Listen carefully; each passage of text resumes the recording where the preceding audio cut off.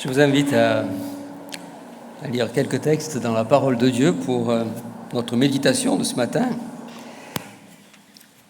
Tout d'abord, nous lirons un premier texte dans le livre de l'Apocalypse, au chapitre 3, le verset 5.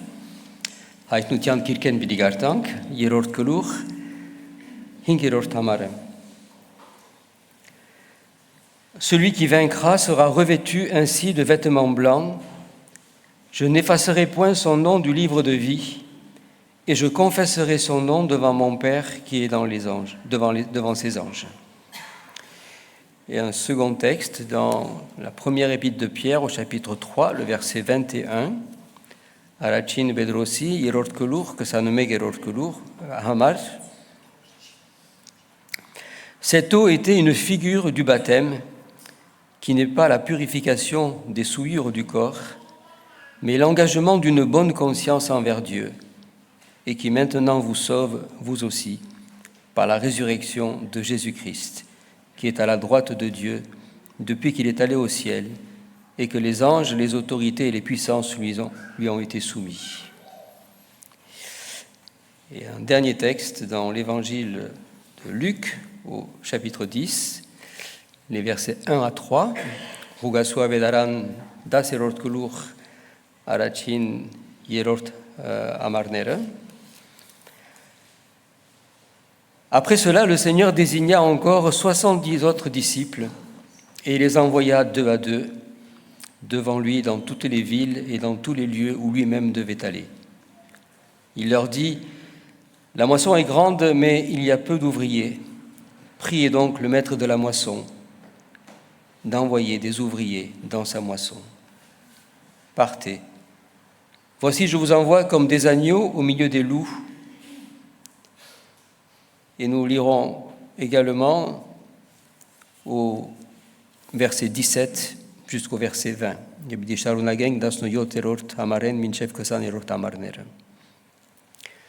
Les 70 revinrent avec joie, disant : « Seigneur, les démons même nous sont soumis en ton nom. » Jésus leur dit : « Je voyais Satan tomber du ciel comme un éclair.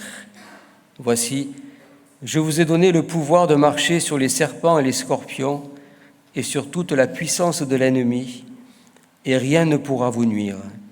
Cependant, ne vous réjouissez pas de ce que les esprits vous sont soumis, mais réjouissez-vous de ce que vos noms sont écrits dans les cieux. »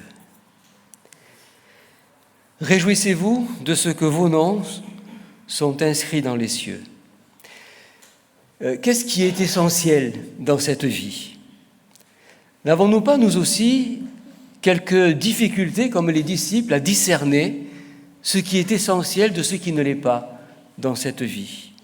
Le texte de l'Évangile du jour nous invite à méditer sur ce thème du discernement spirituel, c'est-à-dire à prendre le temps de faire le point, de prendre du recul, analyser la finalité des choses. Pourquoi est-ce que je vis ?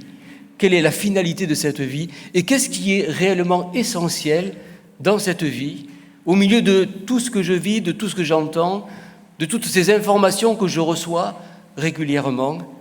Qu'est-ce qui est essentiel ? Et comment discerner ce qui est essentiel ? Le texte de l'Évangile que nous avons lu, il me semble, nous présente trois choses qui me paraissent essentielles pour Dieu dans cette vie et que je vous invite à méditer.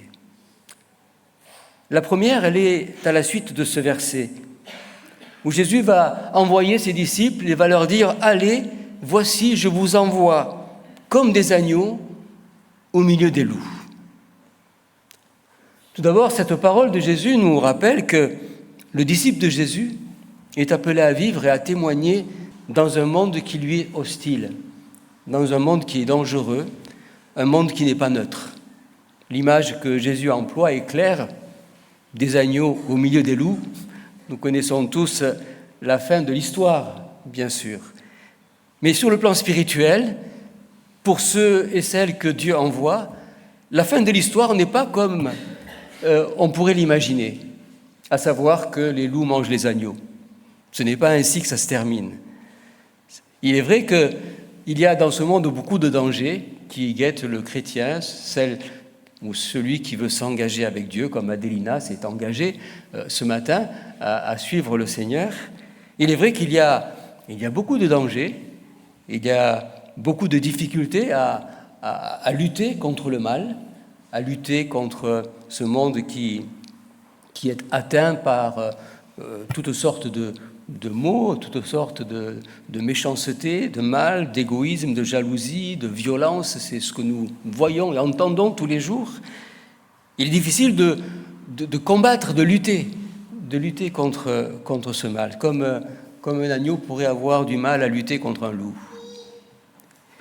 Mais la bonne nouvelle de l'Évangile, c'est que si nous savons discerner l'essentiel, à savoir que justement nous ne devons pas nous étonner de cette réalité, mais bien au contraire, l'essentiel c'est de nous appuyer sur Dieu, sur celui qui a dit « même les démons vous sont soumis », de celui qui a dit que « je vous ai donné tout pouvoir sur toute la puissance de l'ennemi, et rien ne pourra vous nuire ». C'est une promesse que Dieu donne à celles et ceux qui s'engagent avec lui. Il y aura certainement, pour Adélina comme pour d'autres, certainement des temps difficiles, certainement. Des moments où peut-être on aurait l'impression que on va se faire manger comme un agneau par des loups.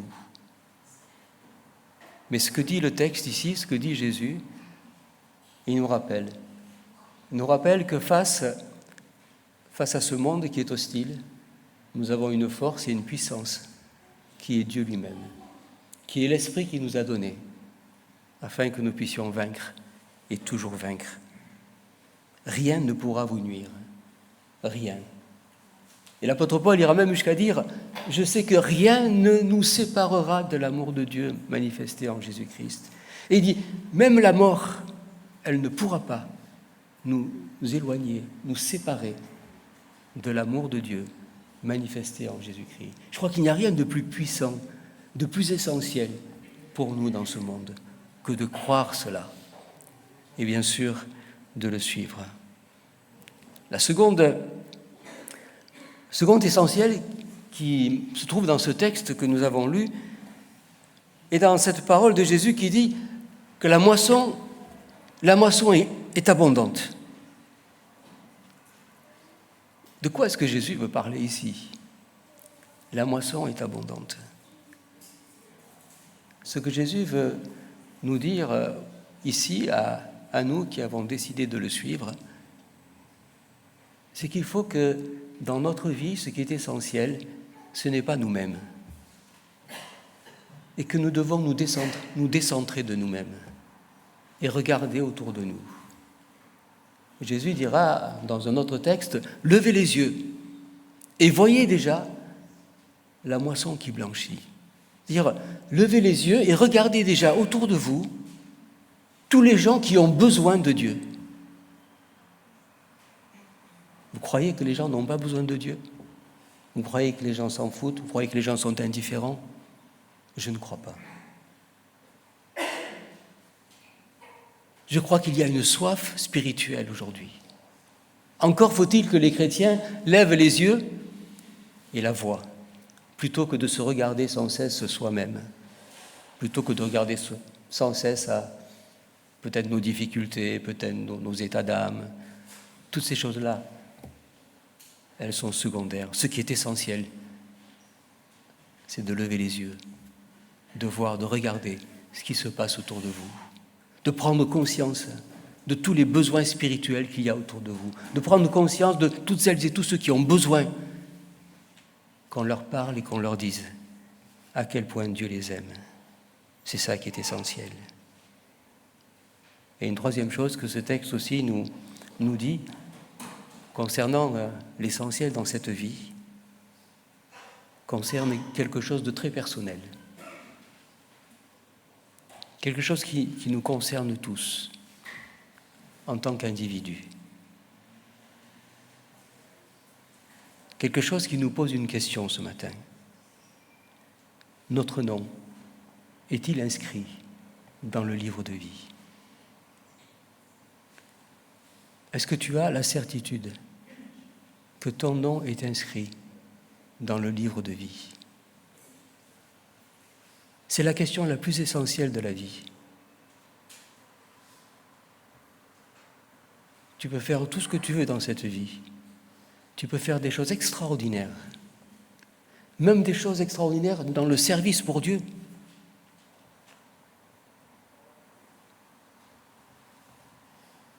Mais Jésus dit, ne vous réjouissez pas de ce que les démons vous soient soumis. Ne vous réjouissez pas de tout ce que vous faites, de toutes vos réussites. Mais réjouissez-vous d'une chose, c'est que votre nom est inscrit dans le livre de vie. Voilà la raison pour laquelle je suis convaincu et je pense que ce texte est là pour nous faire prendre conscience à chacun l'importance de savoir que notre nom est inscrit dans le livre de vie. Et je ne pourrais pas terminer sans vous dire comment. Ce serait criminel de ma part de vous dire que si votre nom n'est pas inscrit dans le livre de vie, ça va mal pour vous. Si je ne vous dis pas comment est-ce que ce nom pourrait être inscrit dans le livre de vie. Ce n'est pas le baptême qui va faire ça. Il n'y a qu'une seule chose à faire pour que notre nom soit inscrit dans le livre de vie. C'est de croire au sacrifice du Christ sur la croix. C'est de croire que le Christ a donné sa vie pour nous. C'est de croire que la condamnation que je mérite parce que je suis pécheur, parce que je fais des erreurs et que je suis condamnable devant Dieu, c'est de croire que Dieu me pardonne parce que Jésus-Christ a pris la condamnation, la mienne, sur lui, à ma place. Plutôt que je sois condamné, c'est lui qui a été condamné. C'est ça le sens de la croix. Et si tu crois cela, si tu demandes pardon pour tes fautes, alors la promesse, elle est pour toi aussi ce matin. Dieu va inscrire ton nom dans le livre de vie. Et ton nom dans le livre de vie, il est dit, il ne l'effacera pas. C'est ça l'essentiel. Veux-tu que ton nom soit inscrit dans le livre de vie?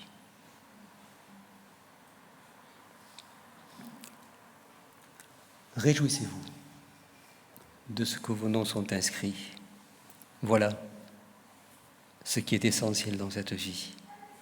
Tout d'abord, c'est d'être des témoins, d'être envoyés comme le Seigneur nous envoie.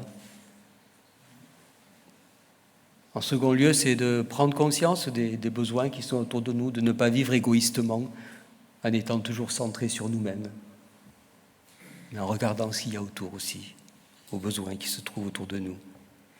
Et puis c'est bien sûr d'accepter le salut, la grâce que Dieu nous offre en Jésus-Christ et d'avoir la joie que nos noms sont inscrits dans le livre de vie et que jamais personne ne pourra effacer ces noms et qu'un jour nous serons dans l'éternité avec lui. C'est ce que je souhaite à nous tous ici. Que Dieu bénisse sa parole. Amen. Je continuerai par la lecture en arménien du texte de l'évangile du jour. Ուգասու ավետարան 10-րդ գլուխը առաջին համարեն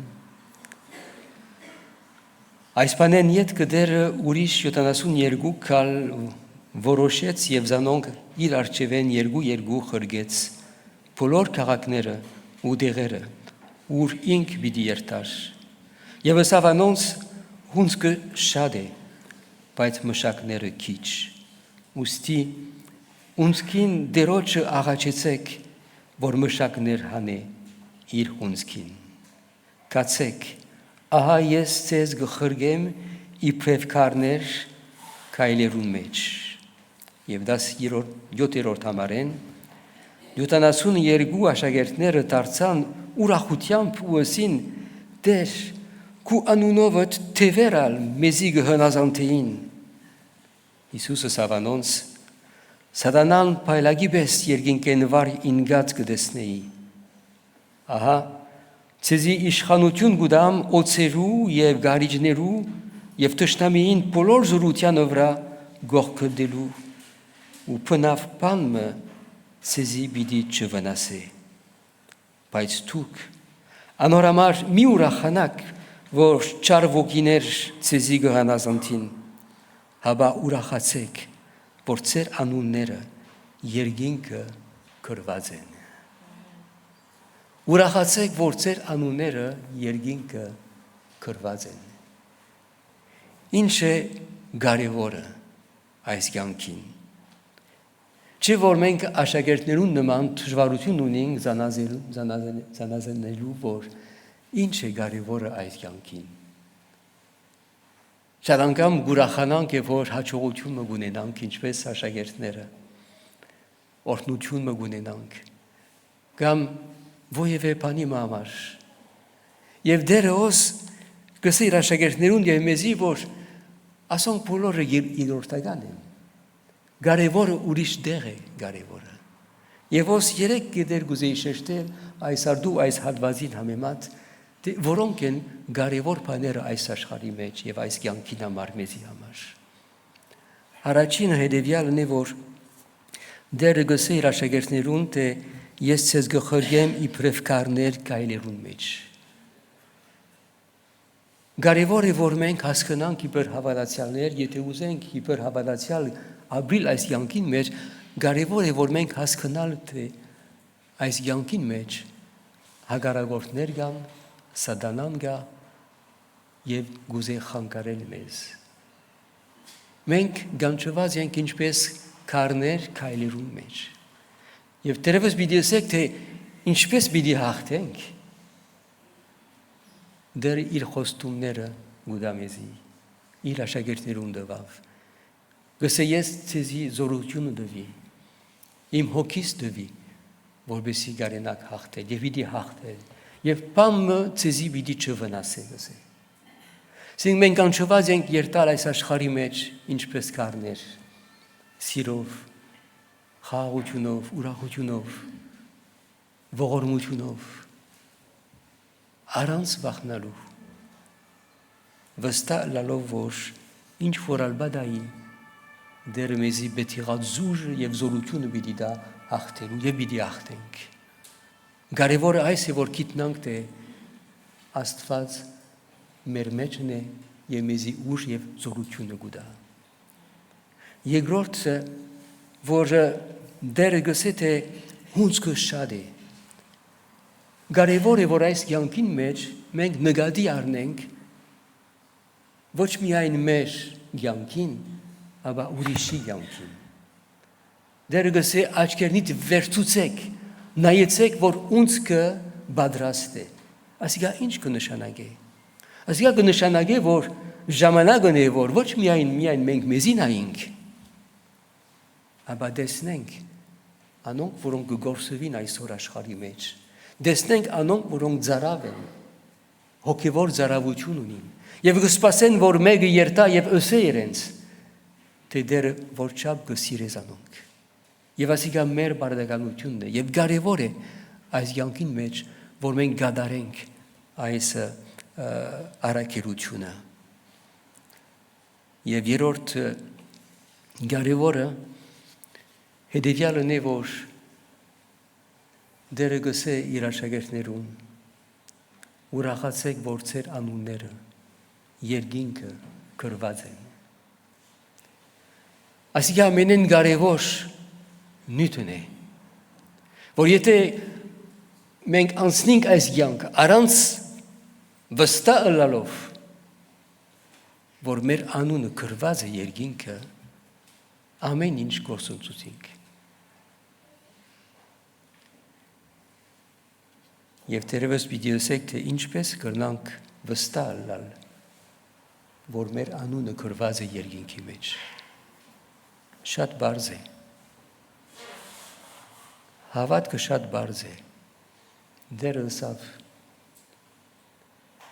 գպավե հավատալ Հիսուս Քրիստոսի։ Եթե հավատաս Հիսուս Քրիստոսի, եթե հավատաս, որ ան խաչին վրա քու բոլոր մեղքերդ կավես, եթե հավատաս եւ խոստանաս քու մեղքերդ, եթե ապաշխարես, եթե ներողություն խնդրես իրեն եւ հավատաս, որ Հիսուս քու տադաբարդությունդ իր վրա արավ եւ դերը քեզ չի պիտի տադաբարդի, ապա